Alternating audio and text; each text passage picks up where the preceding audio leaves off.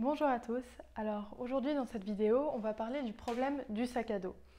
Alors dans un premier temps on va déjà se demander en quoi consiste ce problème du sac à dos, puis ensuite on va voir comment est-ce qu'on peut le résoudre. Dans un troisième temps ce qu'on va faire c'est qu'on va voir quelle est sa formulation mathématique et puis pour finir on va regarder comment on peut résoudre ce problème avec Excel. Alors en quoi consiste ce problème ? Pour ça, c'est hyper simple, il faut juste vous imaginer un sac à dos qui peut contenir au maximum 10 kg. Et puis on dispose de plusieurs objets, de poids et de valeurs différentes. Et ce qu'on va chercher à faire, c'est quels objets il va falloir prendre dans le sac pour avoir une valeur qui est maximale, sans toutefois dépasser le poids de 10 kg que le sac peut contenir.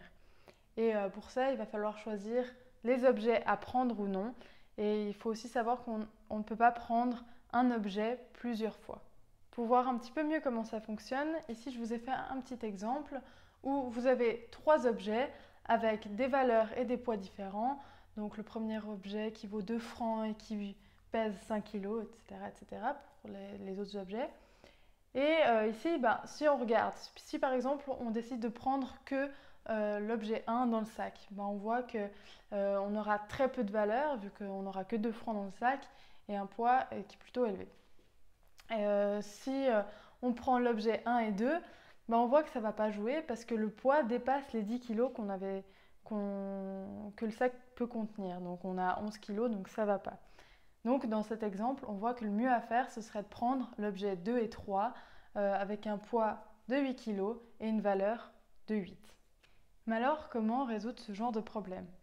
Alors, dans cet exemple-là, c'est assez immédiat, c'est plutôt simple, mais il faut se dire que si le nombre d'objets augmente, le problème va devenir très vite hyper complexe à résoudre, à tel point qu'il n'y aura même pas de solution générale pour trouver une méthode optimale de résolution. Donc le premier moyen pour pouvoir résoudre ce problème, ce sera grâce à la méthode heuristique.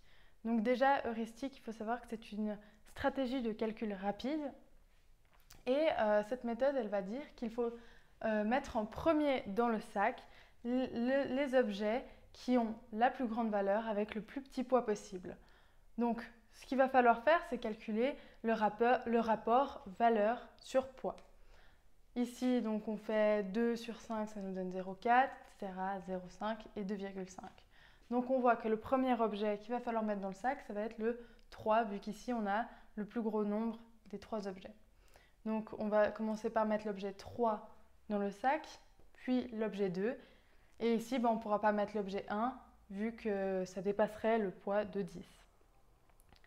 Donc, cette méthode est plutôt rapide, mais elle n'est pas géniale parce que le problème, c'est qu'on peut mettre qu'une seule fois l'objet dans le sac et on ne peut pas l'enlever pour tester d'autres possibilités.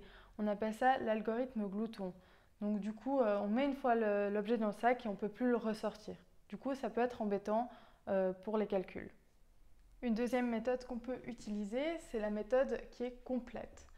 Où là, en fait, on va tester tous les cas de figure possibles. Donc pour ça, on peut construire un arbre où ici, on décide de prendre ou non le premier objet.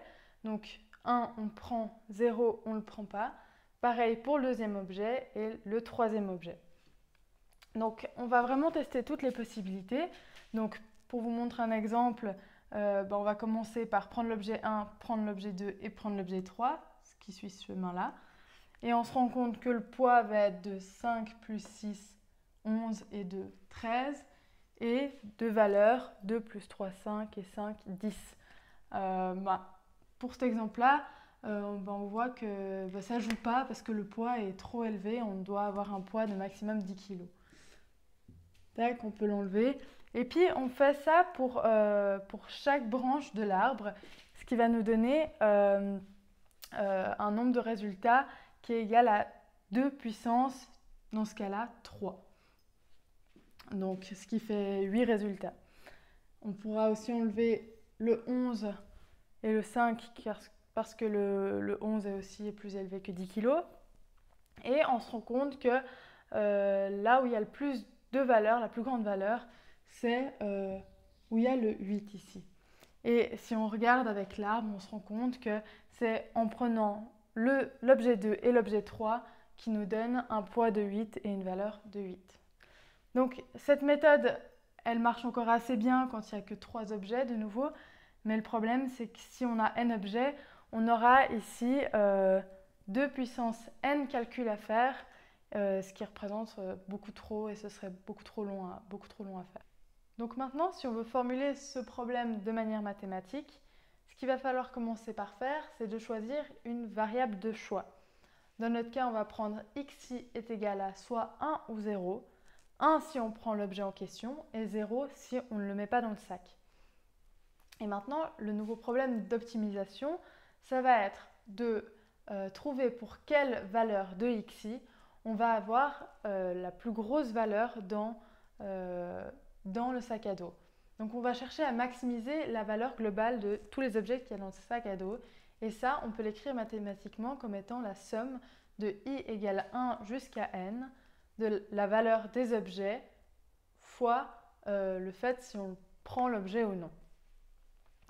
Mais ce qu'il ne faut pas oublier, c'est qu'il y a toujours la contrainte du poids et on peut écrire ça sous cette forme. On peut dire que la somme des i égale 1 jusqu'à n du poids des objets fois le fait si on le prend ou non doit être plus petit ou égal au poids qu'on ne doit pas dépasser. Donc, dans l'exemple précédent, c'était 10 kg.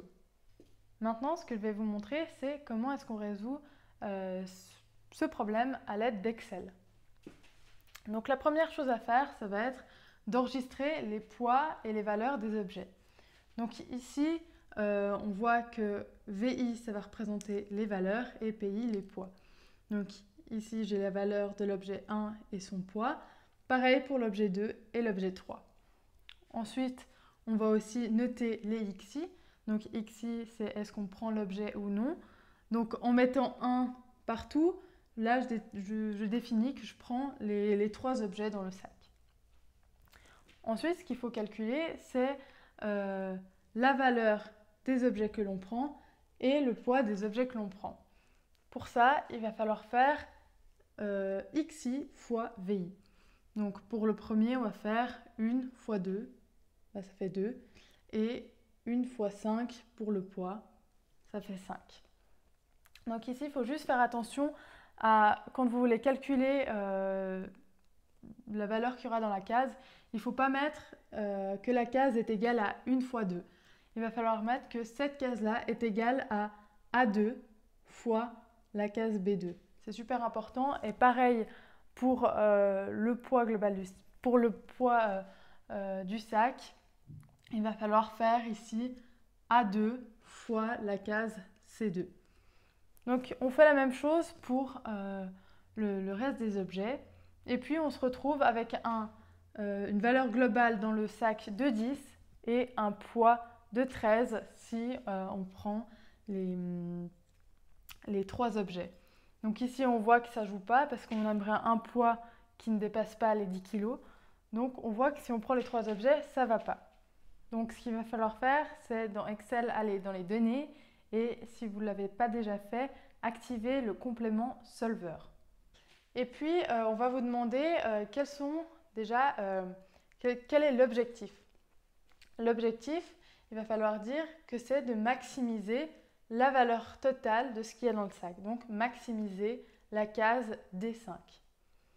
Ensuite, ils vont nous demander quelles sont les cellules variables.